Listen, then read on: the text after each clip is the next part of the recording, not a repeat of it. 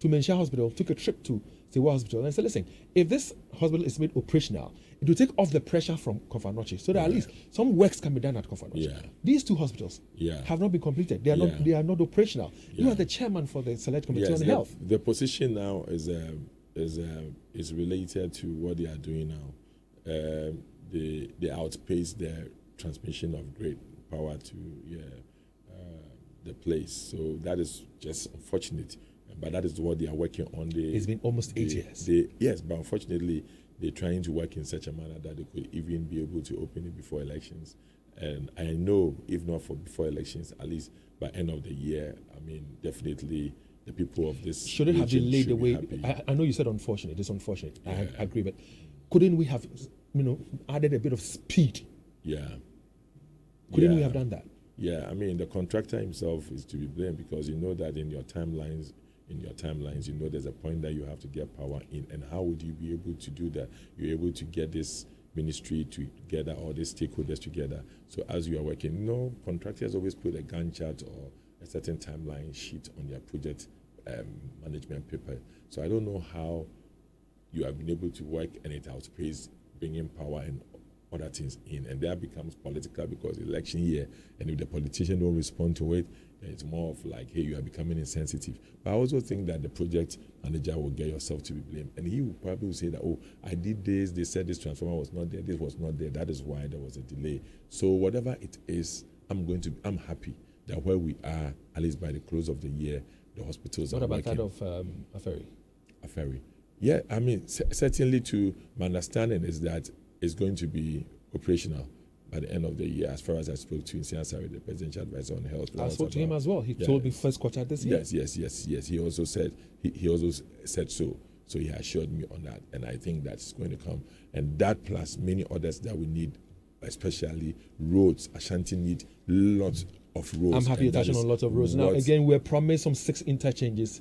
It reduced to 4, reduced to 1. Now we have 1 that is being constructed. The pace itself is so slow. So what happened? What happened to our 6? Why couldn't we get a 6? Right. So the state of development is just what we're talking about.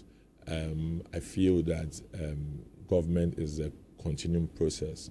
I don't trust the NDC to win over the MPP to continue our projects. They cannot, because it shows clearly in the hospitals that you are keen on. There's the Afaris and the Seawares, the Eurojet projects, and the Salagas and the WA projects that KOFO initiated, and the NDC couldn't add a thing to it. And then we are back until after 8 years or 15 years before the commitment is from the same regime to complete it. I don't trust the NDC to do that, and that's why I believe that Ghanaians listening to me will vote for the MPP so that it's easy for Dr. Bawumia to complete the project. Dr. Bawumia is firmly of the opinion that whatever Nanado is not completing, he is the owner of the legacy. He has to complete it and also add one that will be of his own. He believes in that. I don't trust the NDC to do that. If you keep saying that you don't trust the NDC, the people of this region will tell you that, for example, they know what works. Even if KOFO started it, they got the money and they started the Eurojet projects we're talking about. They'll tell you about what they call it, the KGT market phase 1. Phase 2, as we speak, has not even been completed. They'll tell you about what they call it, the Ratri Park. They will tell you about other projects that the NDC has brought.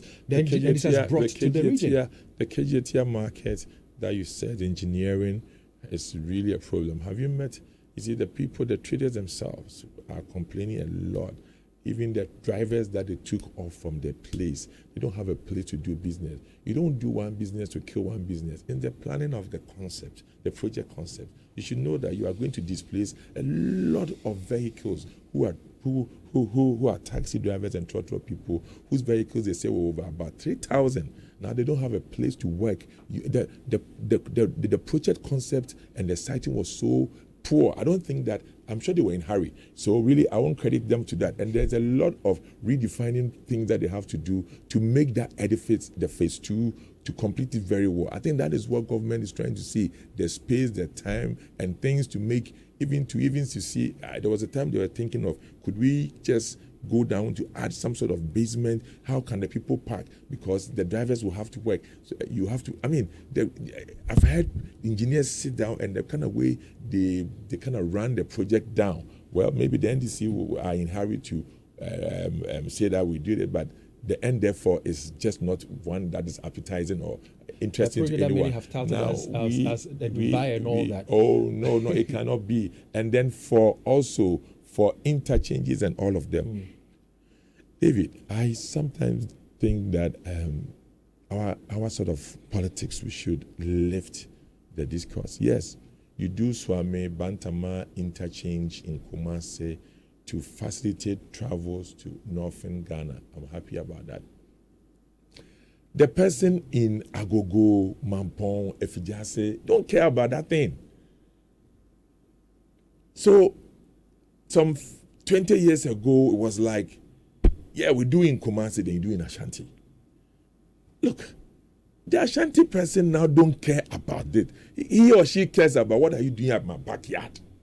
So when we do the politics of Kumasi, it really don't cross over to Effiduase. But it opens up the region. It opens up for some of you who live in Kumasi. And even beyond the country, because if you have people David, from Burkina come and live in Effiduase. Effiduase needs you to live there. You see that, you'll be fine. You know, your roads are okay. You bring more tourists and more investors and the other people to live there, and you will not complain. You know, even farm, we'll give you farm.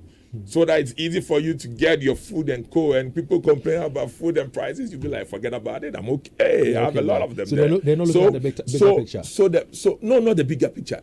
A picture. I'm not saying bigger picture. The fact that Kumasi, the capital, doesn't take away my right in the Effiduase for me to live.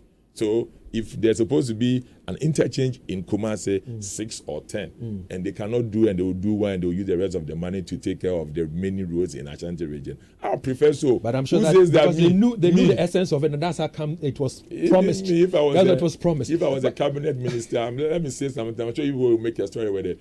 If I was a cabinet minister, I'm sure I would have been sacked. Because I would have said to Mr. President, well, the motorway roads expansion, I beg the money, instead of like 10 lanes, you make it 6 and give 4 lanes to Ashanti region so that we can complete all our roads. I hear you. You know what sort of thing? I hear you. Yeah, so, let's